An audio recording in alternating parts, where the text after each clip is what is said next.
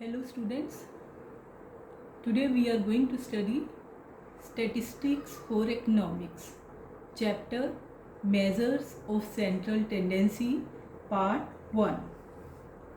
Central tendency refers to central value or a representative value of a statistical series. These are also called averages. An average is a figure that represents the whole group. In real life, we make use of average. For example, average marks obtained by the students in exam, average rainfall in an area, average production in a factory, average income of the people living in a state or a country. So in this way, averages are very important. Thus, central tendency summarizes the data in a single value in such a way that this single value can represent the entire data. There are several statistical measures of central tendency or averages. Basically, these are divided into two categories. Number 1, mathematical averages. Number 2, positional averages. Number 1, mathematical averages includes arithmetic means, geometric mean, harmonic mean. Whereas positional averages includes median, partition value and mode. The three most commonly used averages are arithmetic mean, median and mode. So in this chapter we will study about these three averages. Let us start with arithmetic mean. Arithmetic mean is the most commonly used measure of central tendency. It is defined as the sum of values of all observation divided by number of observation, and it is denoted by X bar. Let us try to understand. Suppose the monthly income of 5 families is given as rupees 1600, 1500, 1800, 1650 and 1450. Then we can calculate mean by adding the monthly income of all the 5 families and divided by number of families. So sum total is 8000 divided by 5. So average is 1600 rupees. So arithmetic mean or average is rupees 1600. Now types of arithmetic means. Generally there are two types of arithmetic mean. First one is simple arithmetic mean. Second is weighted arithmetic mean. In simple arithmetic mean, all items of a series are given equal importance.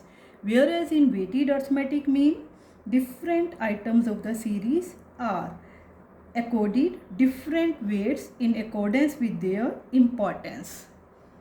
Now, calculation of arithmetic mean is done under two broad categories. Number 1 for ungrouped data, number 2 for grouped data. So let us first of all study calculation of arithmetic mean for ungrouped data, which means individual series. About series you have studied in previous chapter. All the statistical series are divided into three broad categories. First one, individual series.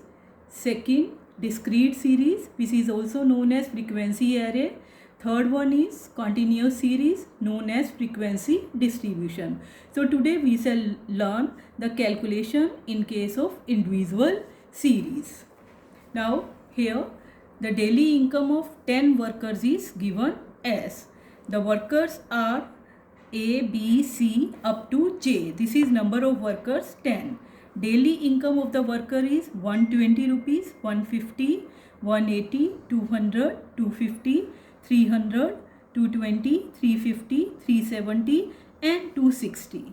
So here number of worker is 10 and sigma x, this is denoted by x variable, it is 2400. Then mean is equal to sigma x upon n. 2410 is equal to rupees 240. This is how we calculate arithmetic mean. So this is the direct method of calculation of arithmetic mean. There are three methods. First one is direct, second is shortcut method, third is step deviation. So this is direct method. In this we directly add up the values of x variable and then we divide that by the number of variables. Now shortcut methods. Sometimes it is very difficult to do calculations. So in order to reduce calculation, we make use of shortcut method. So same numerical is being calculated here by shortcut method. In this method, out of these variables, 10 variables are given, we will select one as a assume mean. Generally, assume mean is taken in between the lowest value as well as highest value. So we have selected 250 as a assume mean. You can select any one, maybe 200, maybe 300. The numerical shall be same. So 250 is assume mean. Now we have to go to next step. We will calculate D. D is equal to x minus A. A means assume means. So 120 minus 250 is equal to minus 130. 150 minus 250 is equal to minus 100. In this way we will go on calculating D value. And when we'll add up sigma D, it shall be equal to minus 100. So the formula for calculating mean by shortcut method is x bar is equal to A plus sigma D upon n. X bar is equal to A is assume mean 250. Sigma D is minus 100 upon 10.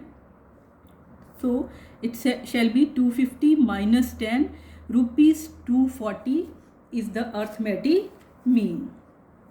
There is one more method to calculate, that is known as step deviation method. In step deviation method, we will take one more step.